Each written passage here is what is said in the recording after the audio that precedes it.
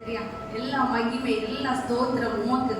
வானதூத சேனைகள் என்ன பண்றாங்க? எப்பவுமே கேருபீன்கள், சேராபீன்கள் ஓயாமல் பரிசுத்தர் பரிசுத்தர் என்று அவரை ஆர்ப்பரித்துட்டு இருக்கிறாங்க. ஆனா அவர் யாரோட துதியில பிரியப்படுறார்? அவ்வளோ தூதர்கள், கோடான கோடி தூதர்கள் அவரை துதித்ததுக்கு அப்புறமும் அந்த துதியை காட்டிலும் அவர் யாரோட துதியில பிரியப்படுறார்? மனுஷங்களாகிய இந்த மண்ணான நம்ம அவரை துதிக்கிறதுல அவர் பிரியப்படுகிற தேவன். ஆமென். அப்ப நம்ம அவரை துதிக்க போறோம். மனதார கவலை எல்லாம் இருக்குதான், எல்லாம் இருக்குது. ஆனா இந்த கவலைகளை எல்லாம் நம்ம ஒதுக்கி வச்சுட்டு அவரை துதிக்கும் போது நம்ம துக்கம் சந்தோஷமாய் மாறுவது. அவரை உயர்த்த போறோம். அவரை மட்டும் இந்த இடத்துல ஏசப்பாவை மட்டும் ஆராதனைனாலே அதுதான், அந்த ஏசப்பா மட்டும்தான் இருக்கணும். அவருடைய நாமம் உயர்த்தலாமா? ஸ்தோத்திரம் ஏசுநாதா, உங்களுக்கு எந்தும் ஸ்தோத்திரம் ஏசுநாதா.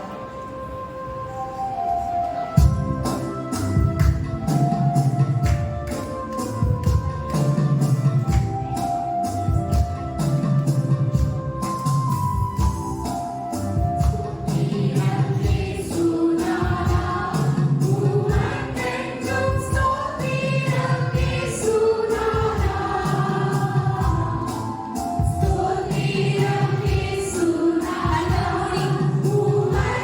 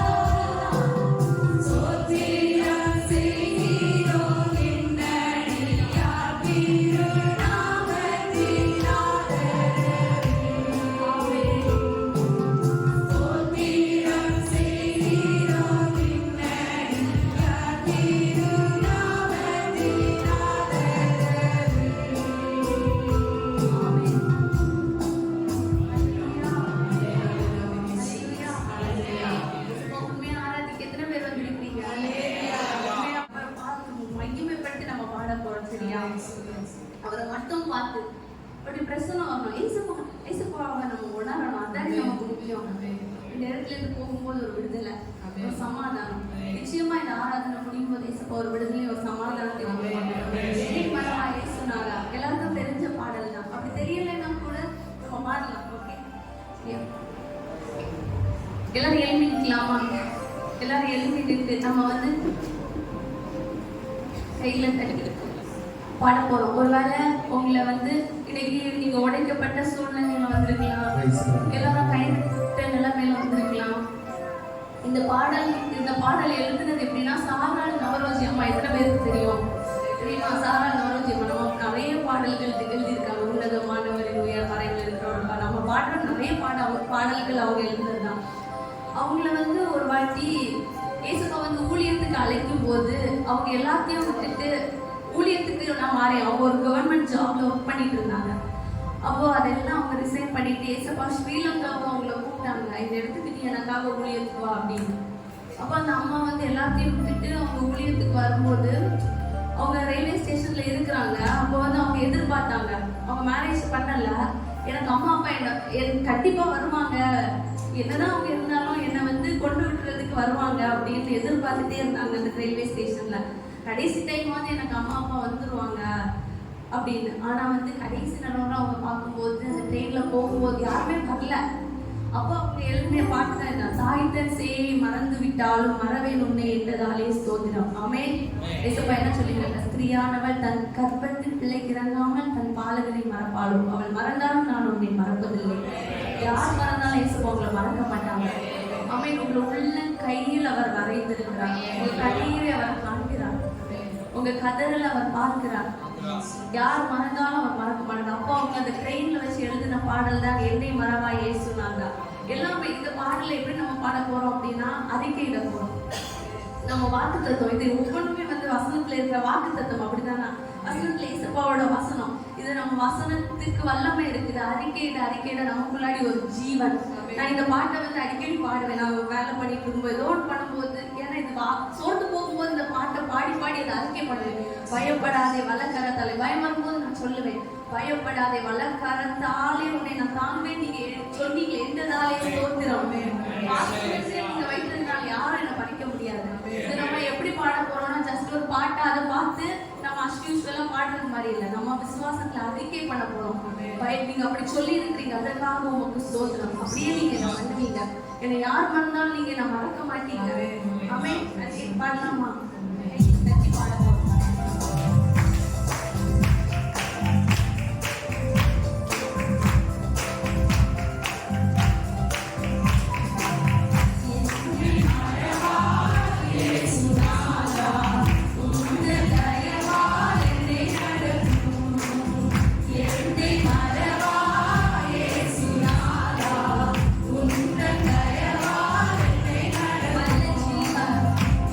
Yeah.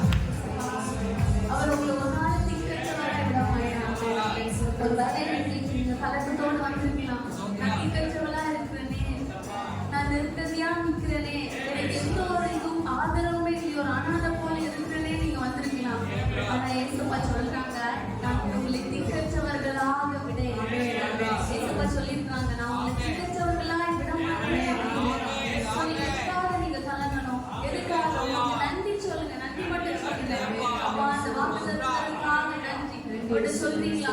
நீங்க ஒரு நாள் திக்கச்சவரை விட மாட்டீங்கப்பா, ஒரு நாள் அனாதையா அலைய விட மாட்டீங்கப்பா, இவ்வளவு நாள் நீங்க என்ன விடல, இனியும் நீங்க விட மாட்டீங்க. அந்த தனிமை உணர்வுகள் எல்லாம் மாறட்டும் இயேசுப்பா நாமத்தினால. இயேசுப்பா நாமத்தினால அந்த லோன்லி ஃபீலிங், அந்த திக்கச்சவர அந்த நிலைமைகள் எல்லாம் மாறட்டும். அந்த பிரசனம், அந்த அன்பின் பிரசனம், அந்த அரவணைப்பின் பிரசனம் ஒவ்வொருத்தங்களையும் ஆளுகை செய்யட்டும். இந்த நேரத்துல யார் யாரெல்லாம் இந்த நான் தனிமையா இருக்கிறேனே, எல்லாரும் இருந்தும் எனக்குள்ளாடி ஒரு வெறுமா அப்படின்னு நீங்க உணர்ந்துட்டு இருக்கிறீங்கன்னா, அந்த ஒரு தெய்வீக பிரசனம், அந்த ஒரு ஆறுதல் ஒவ்வொரு இருதயங்களையும் நிரப்பட்டும், ஒவ்வொரு இருதயங்களையும் நிரப்பட்டும். இயேசுப்பா சொல்றாங்க, நான் உங்களை திக்கச்சவர்களாய் விடேன், நான் உங்களை திக்கச்சவர்களாய் விடேன், I will not leave you as orphans. விட மாட்டேன், நான் உங்கள்கிட்ட வருவேன். அந்த வசனம் அப்படிதான் சொல்லுது, நான் உங்களை திக்கச்சவர்களாய் விடேன், நான் உங்களிடம் வருவேன். அவர் உங்கள்கிட்ட வந்திருக்கிறார். அவருக்கு நன்றி சொல்லுங்க. தேங்க்யூ அம்மா, எனக்கு நீங்க இருக்கிறீங்க, நீங்க போதும், நீங்க போதும், என் கூட இருக்கிறதற்காக நன்றி.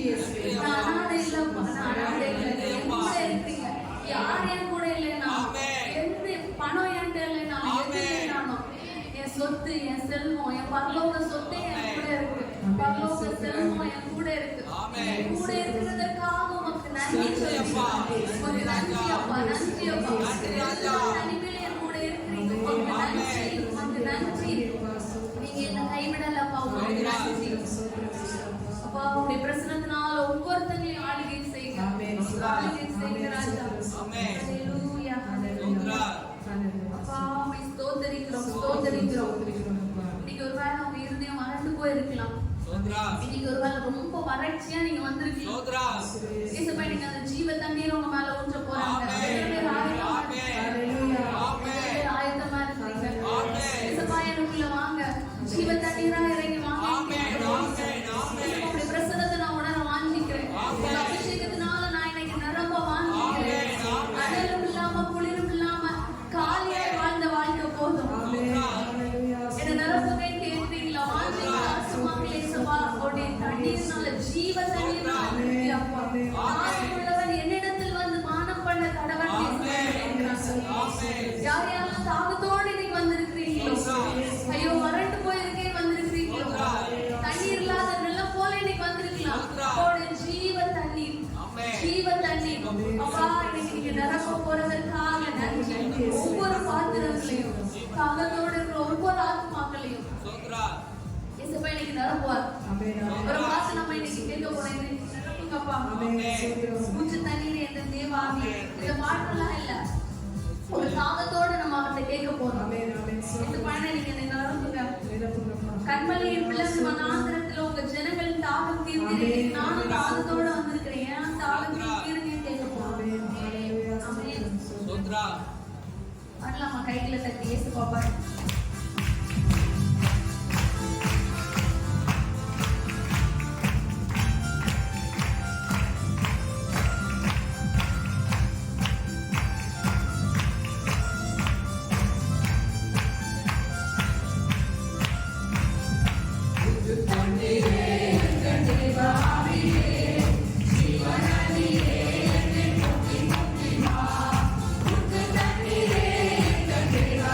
Yeah.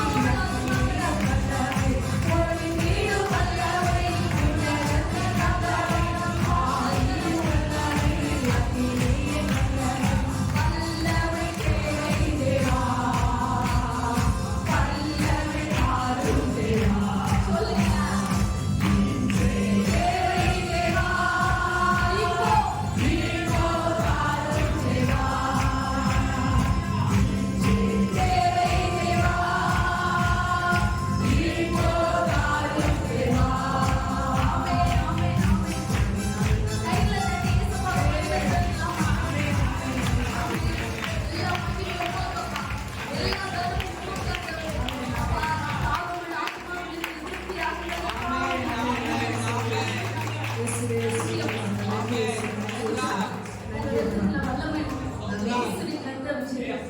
இயேசுவின் ரத்தம் சகல பாவங்களையும் நீக்கி நம்மை சுத்திகரிக்கும். அது எப்பேற்பட்ட பாவ கட்டா இருந்தாலும் சரி, எவ்வளவு பெரிய பாவ கட்டோட நீங்க வந்திருந்தாலும் சரி, எவ்வளவு பெரிய அடிக்ஷன் அடிமைத்தனமா இருந்தாலும் சரி, இயேசுவோட ஒரு துளி ரத்தம் உங்களை சுத்திகரிக்கும். அந்த பாவ கட்டுகள்ல இருந்து விடுதலை, விடுதலை. இயேசுப்பா நாமத்தினால விடுதலையை பேசுகிறேன். இயேசுப்பா, let the bondages be broken in the name of Jesus. ஆமென்.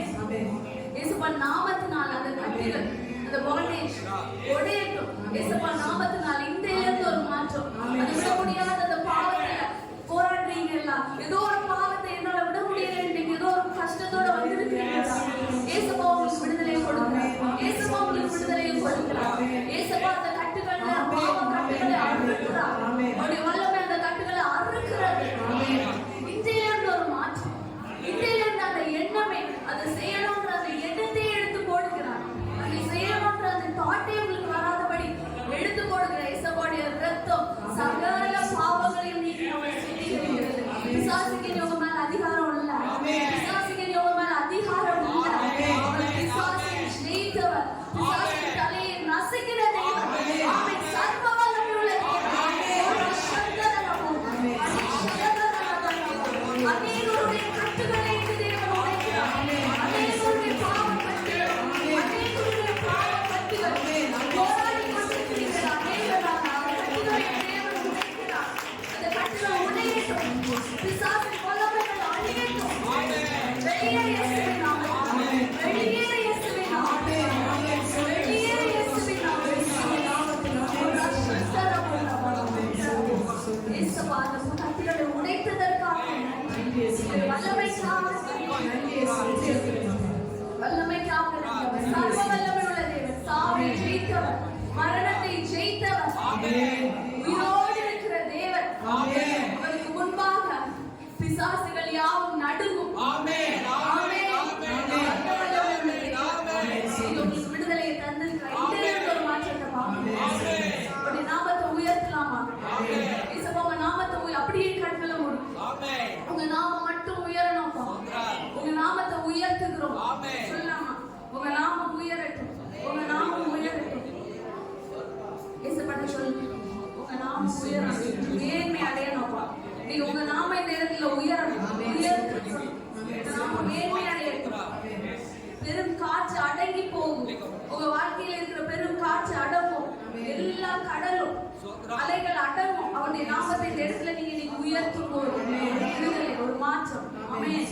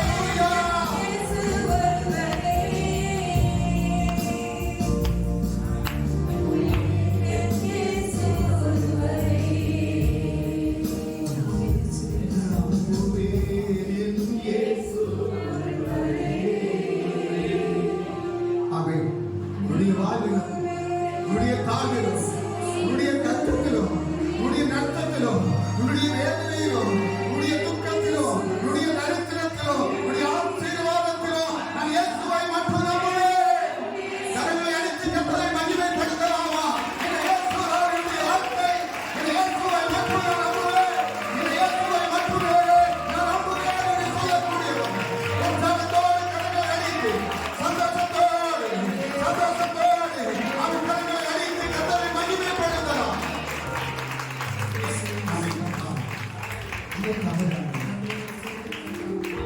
யாரை நாங்கள் நம்பவில்லை, உலக மனிதர்களை நம்பினோம். ஆமென் தகப்பனே சோத்திரம். சொந்த பந்தங்களை நம்பினான், அவர்கள் எல்லாரும் எங்களை விட்டு போய்விடுவார்கள் அப்பா. ஆனால் நீர் மட்டும் எங்களை விட்டு விலகாத தெய்வம், நீர் மட்டும் எங்களை கைவிடாத தெய்வம், நீர் மட்டும் எங்களை ஆசீர்வதிக்கக்கூடிய தெய்வம், நீர் மட்டும் எங்களை பாதுகாக்கக்கூடிய தெய்வம். உம்மை மட்டும் நாங்கள் நம்புகிறோம். உம்முடைய கரத்திலே ஒப்புக் கொடுக்கிறோம். கர்த்தர் அற்புதம் செய்தபடியால் உமக்கு நன்றி. இயேசு கிறிஸ்து வல்லமையுள்ள நாமத்தில் ஜெபிக்கிறோம் ஜீவனுள்ள நல்ல பிதாவே. ஆமென் ஆமென். எல்லா தெய்வ பிள்ளைகளும் தேவ சமூகத்தில் உட்காரலாம்.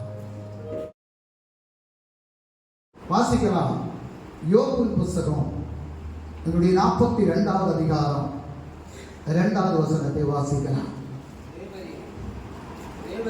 சகலத்தையும் செய்ய வல்லவர், நீ செய்ய நினைத்ததை தடைபடாது என்பதை அறிந்திருக்கிறேன். ஹல்லேலூயா. என்ன சொல்லிருக்கு?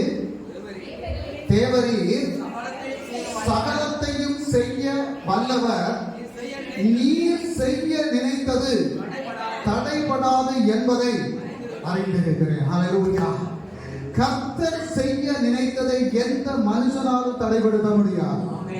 கர்த்தர் செய்ய நினைத்த காரியத்தை எந்த மனுஷனாலையும் தடைபடுத்த முடியாது. அவன் இஸ்ரவேல் ஜனங்களுக்கு ஒரு சவுல் அவன் கர்த்தர் கொடுத்தார். அந்த சவுலை மாற்றுவதற்கு எந்த மனிதனாலையும் முடியல.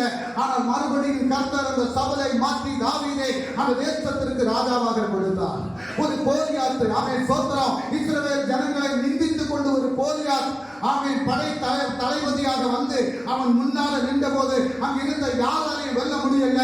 ஆனால் கர்த்தர் யாரை கொண்டு செய்ய வேண்டும் என்று அவர் திட்டம் வைத்தாரோ அந்த திட்டத்தை பெற்றுக் கொண்டவன், அந்த அபிஷேகத்தை பெற்றுக்கொள்ள அந்த தாவீதால மட்டும்தான் அந்த கோலியாத்தை முறியடிக்க முடிந்தது. என கடுமையான தெய்வத்தனமே, கர்த்தர் செய்ய நினைத்ததை ஒரு மனுஷனும் தடைப்படுத்தவே முடியாது.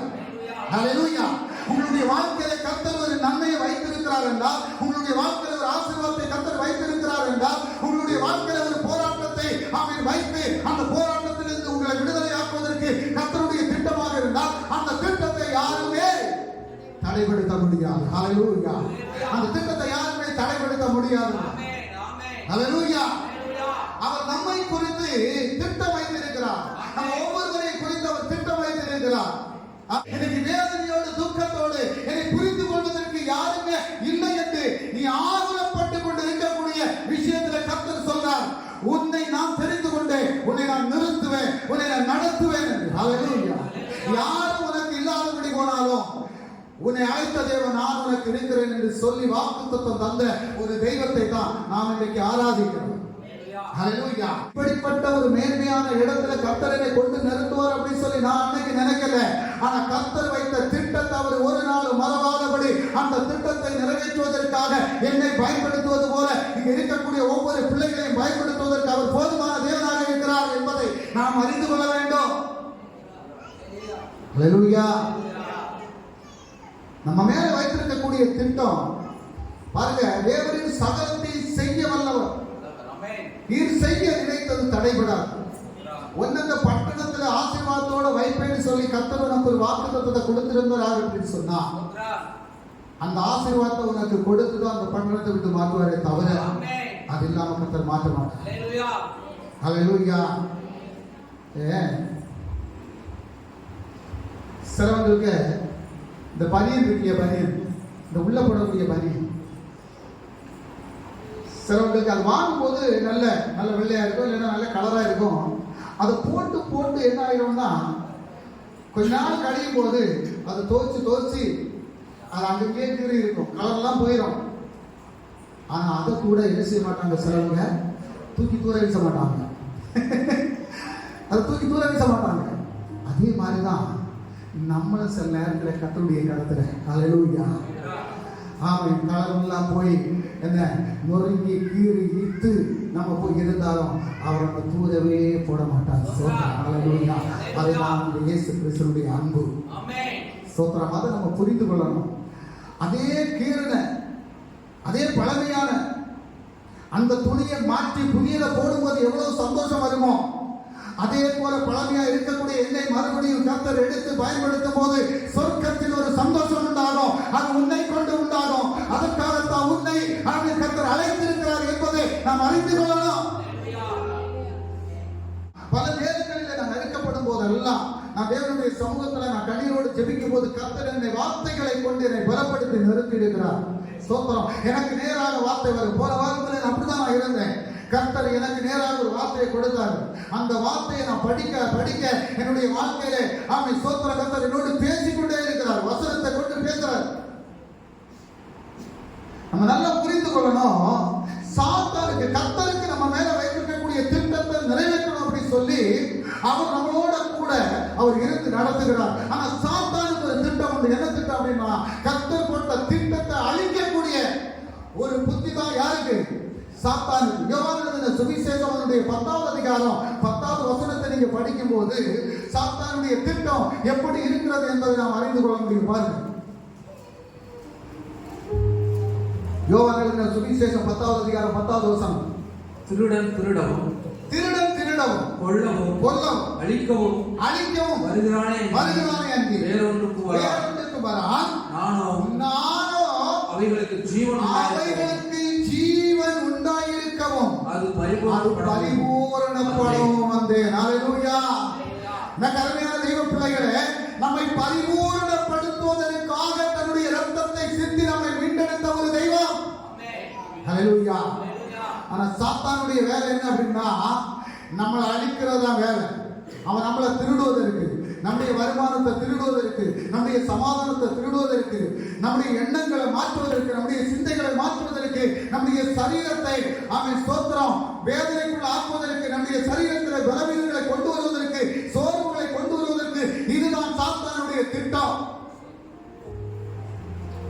சில நேரத்தில் நம்ம புரிந்து கொள்ளாதபடி இருப்போம். ஆமென். ஏலியாவை குறித்து நம்ம பார்த்திருக்கிறோம் இல்லையா? ஏலியாவு எப்படிப்பட்ட மனுஷன்? ஏலியா எப்படிப்பட்ட மனுஷன்? ஸ்தோத்திரம். ஏலியா ஜெபிச்சா மழை வரல, திரும்ப ஜெபிச்சாரு மழை வந்தது இல்லையா? அவர் ஜெபிச்சாரு அக்கினி இறங்கிச்சு. ஸ்தோத்திரம். அப்படிப்பட்ட மனுஷனையே சாத்தான் சோறுக்குள்ளால கொண்டு போயிட்டான். ஸ்தோத்திரம்.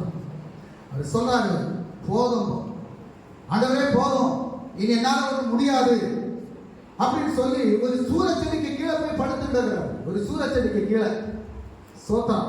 சூரச்செடிக்கு கீழே படுத்து கிடக்கக்கூடிய அந்த ஏலியா எந்திரிச்சு பார்க்கும்போது முன்னால் என்ன இருக்கு? சாப்பாடு இருக்கு. சோத்திரம்.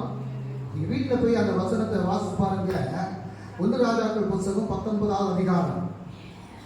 1 ராஜாக்கள் புத்தகம் 19வது அதிகாரத்தை நீங்க வீட்டில் போய் படிச்சு பாருங்க. இப்போ இவரை சோர்வுக்குள் ஆக்குறது யாரு? சாத்தான். ஆனா இவருக்கு மேல ஒரு திட்டத்தை வைத்தது யாரு? கர்த்தர். ஸ்தோத்திரம். இப்ப சோர்வடைந்து போய் இருந்த அந்த ஏலியாவை பலப்படுத்தும்படியாக ஆகாரத்தை கொடுத்து அவனை எழும்ப செய்து மறுபடியும் அவனை நடக்க வைத்து அவனை ஓட வைத்து அவனுக்கு எங்கெங்க ஆகாரம் கொடுக்கணுமோ அங்கெல்லாம் ஆகாரத்தை கொடுத்து அதே ஏலியாவை கொண்டு 3 தீர்க்கதரிசிகளையும் அவன் ஸ்தோத்திரம் அபிஷேகம் பண்ணும்படியாக கர்த்தர் கிருபை செய்தார். ஹல்லேலூயா.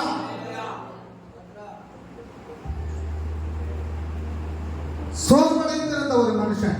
இந்த சோர்வை கொண்டு வந்தது யாருக்கு? சாத்தான் தான் கொண்டு வந்தான்.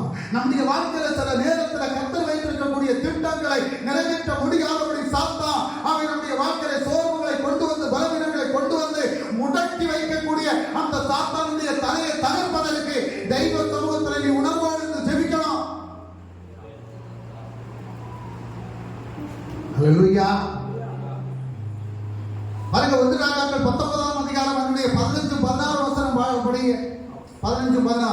அப்பொழுது கர்த்தர் அவனை பார்த்து நீ தமஸ்குவின் வழியாய் தமஸ்குவின் வழியாய் வனாந்தரத்துக்கு திரும்பி போய் ஆசகேலை சீரியாவின் ராஜாவாக அபிஷேகம் பண்ணி பின்பு எங்க இருந்தவன் சூரச்செடிக்கு கீழே போய் படுத்து கிடந்தவன், ஆண்டவரே என்ன கொண்டு முடியாது, என்னை எடுத்துக்கோ அப்படின்னு சொன்னவன் இப்ப சொல்றாரு பாருங்க, என்ன சொல்றாரு, நீ என்ன செய்யணும், ஆசகேலை சீரியாவின் ராஜாவாக அபிஷேகம் பண்ணி அடுத்தது யெகூவை இஸ்ரவேலின் ராஜாவாக அபிஷேகம் பண்ணி அடுத்தது ஆபேல் மகோலா ஊரானான சாப்பாத்தின் குமாரனாகிய எலிசாவை உன் ஸ்தானத்திலே தீர்க்கதரிசியாக அபிஷேகம் பண்ணி. சோத்திரம். சோர்வடைந்து என்ன கொண்டு முடியாது அப்படின்னு சொல்லி சூரச்செடிக்கு கீழே படுத்து கிடந்தவன, அவன் சத்துருவானவன், அவனை பிடித்து சூரச்செடிக்கு கீழே கொண்டு போட்டவன, அவனை எழும்ப செய்து நடக்க செய்து 2 ராஜாக்களை அபிஷேகம் பண்ணும்படியாக ஒரு தீர்க்கதரிசி ஏலியா தீர்க்கதரிசியை விடவும், ஹல்லேலூயா, அபிஷேகம் உள்ள ஒரு தீர்க்கதரிசியாக எலிசாவை அபிஷேகம் பண்ணும்படியாக கர்த்தர் எடுத்து பயன்படுத்தினார் என்றால், இன்று என்னோடு கர்த்தர் பேசினது போல அவன் அதே வார்த்தையை நான் உங்களோடு பேசுகிறேன். இன்றைக்கு பலவீனப்பட்டு அவன் சொல்கிறோம், மனசுல பலவிதமான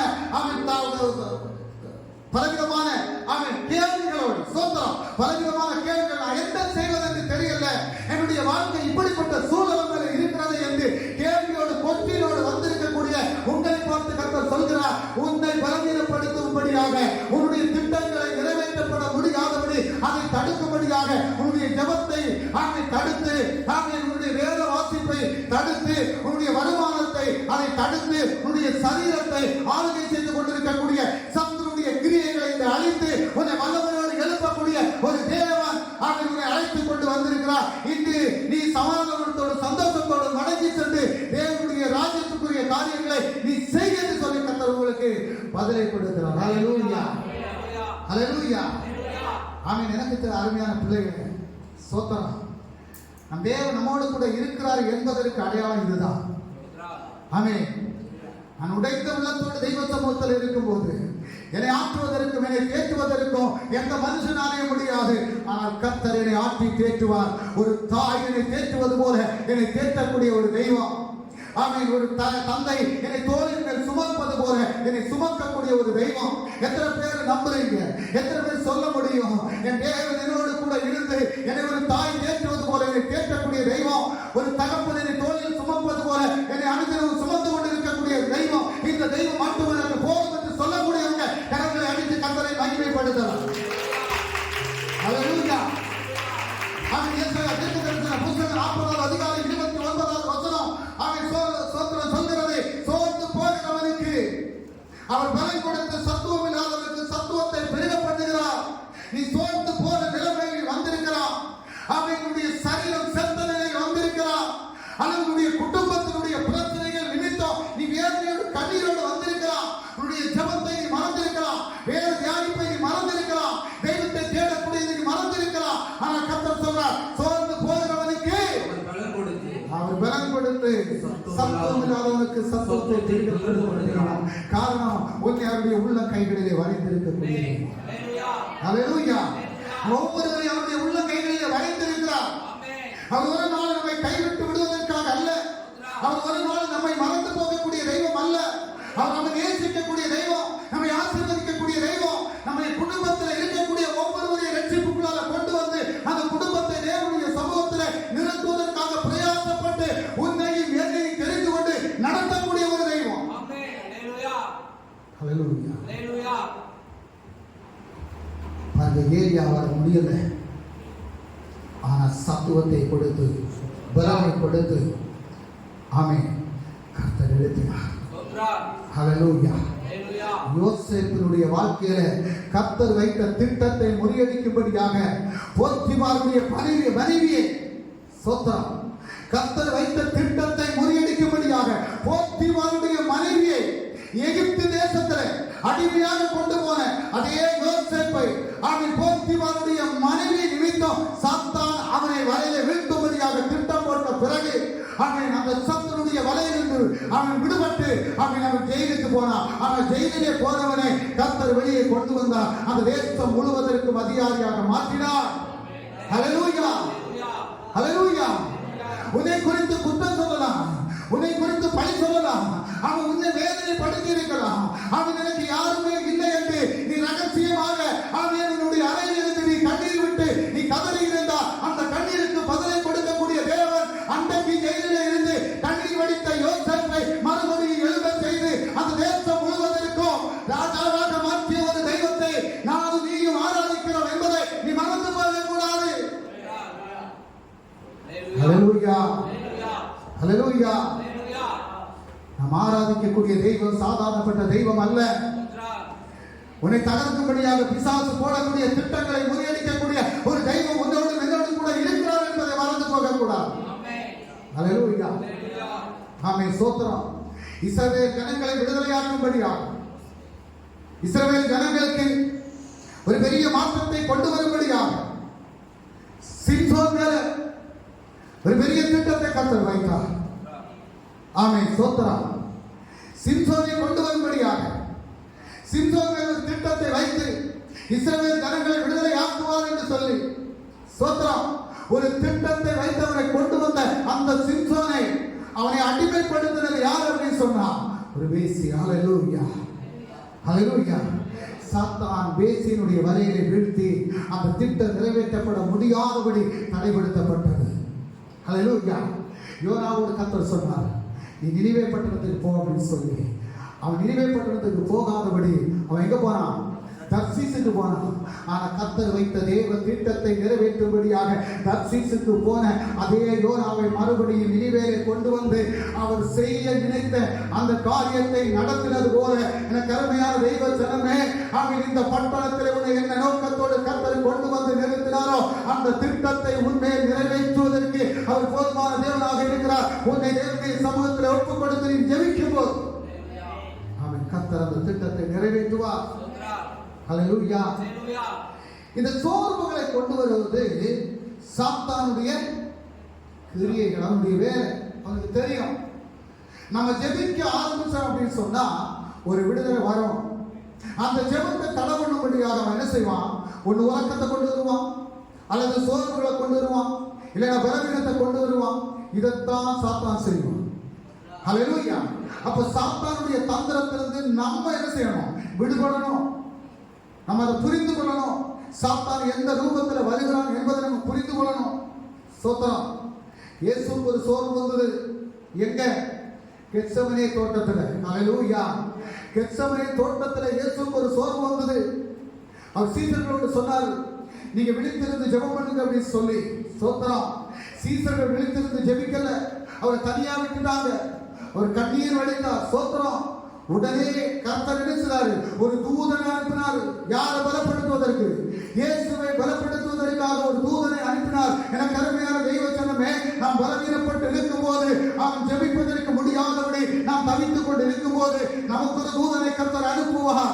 அந்த தூதன் நம்மை பலப்படுத்தி தேவனுடைய சமூகத்தில் மறுபடியும் இருந்து ஜெபிப்பதற்கு கர்த்தர் கிருபை செய்வார். நம்முடைய திட்டத்தை நிறைவேற்றப்பட முடியாதபடி அதை தடைப்படுத்தும் விதமாக சத்துரு நமக்கு கொண்டு வரக்கூடிய அந்த போராட்டத்திலிருந்து நம்மை விடுதலை ஆக்குவதற்கு ஒரு தூதனை கர்த்தர் அனுப்புவார்.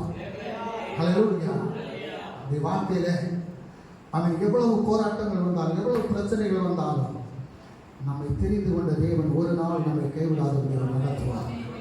எத்தனை பேர் ஸ்தோத்திரம் இந்த கர்த்தர் எனக்கு போதும் அப்படின்னு சொல்லி விரும்பக்கூடிய எத்தனை பேர் இருக்கிறீங்க?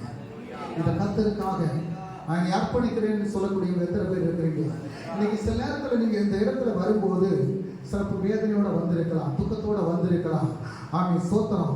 இந்த வேதனை துக்கத்தை மாற்றக்கூடியது எந்த மனுஷனாலே முடியாது, என்னால முடியாது. ஆனால் நம்மை உருவாக்கின கர்த்தரால முடியும். நம்ம மேல திட்டம் வைத்த அந்த கர்த்தரால முடியும். நம்ம யாரும் பாதுகாக்கக்கூடிய அந்த கர்த்தரால முடியும். நம்ம யாரும் நடத்தக்கூடிய அந்த கர்த்தரால முடியும்.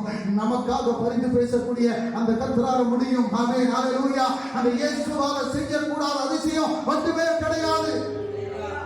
ஹல்லேலூயா. இந்த சமூகத்தில் நம்ம ஒப்புக் கொடுக்கலாமா? எல்லாரும் கண்களை மூடலாம். எல்லாரும் ஒரு நிமிடம் கண்களை மூடலாம். ஆமென். இப்பொழுது ஆமென், கர்த்தருடைய திட்டம் நம்முடைய வாழ்க்கையில் நிறைவேற்றப்பட முடியாதபடி நம்மை தடைப்படுத்தக்கூடிய சத்துருடைய ஆதிக்கங்கள் அழிக்கப்படும்படியாக தெய்வ சமூகத்தில் நம்மை ஒப்புக் கொடுக்கலாம். ஆமென். சாத்தான் நம்மை அழிப்பதற்கு, நம்மை முடிப்பதற்கு அவன் திட்டம் போட்டு அவன் சோர்வுகளை கொண்டு வந்து, பலவீனங்களை கொண்டு வந்து ஆமென் நம்மை மடக்கும் போது அதிலிருந்து நம்மை விடுதலையாக்கக்கூடிய தெய்வத்தினுடைய கரம் நம்மை வைக்கப்படும்படியாக அவருடைய சன்னிதியிலே நம்மை ஒப்புக் கொடுத்து ஆமென் நாம் ஜெபிக்கிற நல்ல கண்களை மூடி தகப்பனே உமக்கு நன்றி செலுத்துகிறோம் அப்பா. ஆண்டவரே, இந்த சோர்வடைந்து வந்த பிள்ளைகள் அந்த சோர்வுகள் நீங்கி, பலவீனத்தோடு வந்த பிள்ளைகள் பலவீனங்கள் மாற்றப்பட்டு அப்பா, சமாதானத்தை இழந்து வந்த பிள்ளைகள் சமாதானத்தோடு மடங்கி செல்வதற்கு இது கர்த்தாவே சோத்திரம் அப்பா. நீர் வைத்திருக்கக்கூடிய திட்டம் என்பதை இந்த பிள்ளைகள் உணர்ந்து கொள்ளும்படியாக ஆமென். சாத்தான் இந்த திட்டத்தை நிறைவேற்ற முடியாதபடி தடைகளை கொண்டு வரும்போது அந்த சாத்தானுடைய கரத்திலிருந்து உடைய பிள்ளைகளை விடுதலையாக்கி உடைய சமூகத்தில் நிலைநிறுத்தும்படியாக கரத்தில் ஒப்புக் கொடுக்கிறேன் அப்பா. ஒவ்வொரு பிள்ளைகளையும் கர்த்தர் பாதுகாத்துள்ளோம், பலப்படுத்தும் அப்பா. இந்த கர்த்தா ஒவ்வொரு பிள்ளைகளும் சமாதானத்தை, சந்தோஷத்தை பெற்று மடங்கி செல்வதற்கு கர்த்தர் கிருபை செய்யும். தாழ்த்தி ஒப்புக் கொடுக்கிறேன். அவன் எல்லாரும் தெய்வ சமூகத்தில் எழுந்து ஒரு பாடலை பாடி நாம் கர்த்தரை மகிமைப்படுத்தலாம்.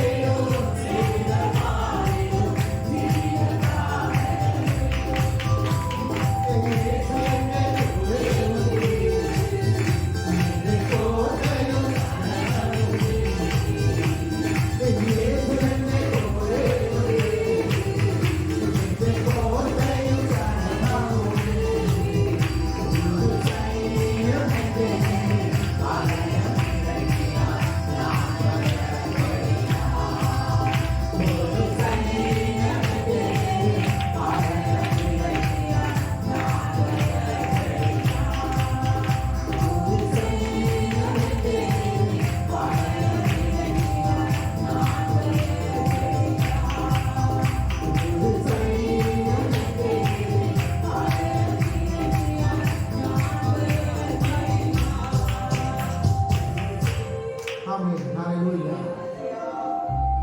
பாகால்களை நமஸ்கரிக்கக்கூடிய 450 தீர்க்கதரிசிகளுக்கு முன்பாக ஒரே ஒரு ஏலியா தீர்க்கதரிசி இருந்தார். ஆமென்.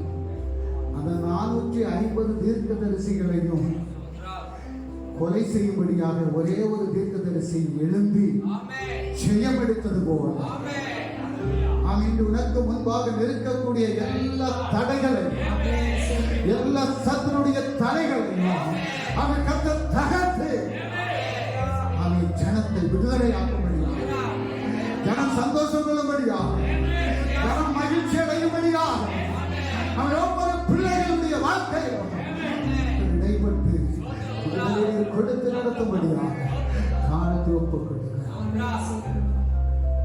கர்த்தர் ஆசீர்வதித்து நடத்தும். என்னுடைய மடக்க யாத்திரைகள் எல்லாம் கூட வாகனங்கள் எல்லாம் கர்த்தர் இயந்திருக்கிறார். இயேசு கிறிஸ்து வல்லமையுள்ள நாமத்தில் ஜெபிக்கிற ஜீவனுள்ள நல்ல பிதாவே, என் ஆத்துமாவே கர்த்தரை ஸ்தோத்திரி, என் முழுவதும் பரிசுத்த நாமத்தை ஸ்தோத்திரி, என் ஆத்துமாவே கர்த்தரை ஸ்தோத்திரி, கர்த்தர் செய்த சகல ஆமென். நாம் ஆசீர்வாதத்திற்காக தரைகளை வணங்குகிறோம். கர்த்தராகிய இயேசு கிறிஸ்து அன்பும் பிதாவின் கருணையும் பரிசுத்த ஆவியானுடைய சமாதானமும் சந்தோஷமும் கூட்டாய் நாம் ஒவ்வொருவரும் மேலும் கர்த்தருடைய இரண்டாம் வருகையில் இருக்குமாறு ஆகட்டும். ஆமென். ஜெயம் தந்த கர்த்தருக்கு அல்லேலூயா, அல்லேலூயா, அல்லேலூயா. ஆமென். கர்த்தாவே வேகம் வரணும்.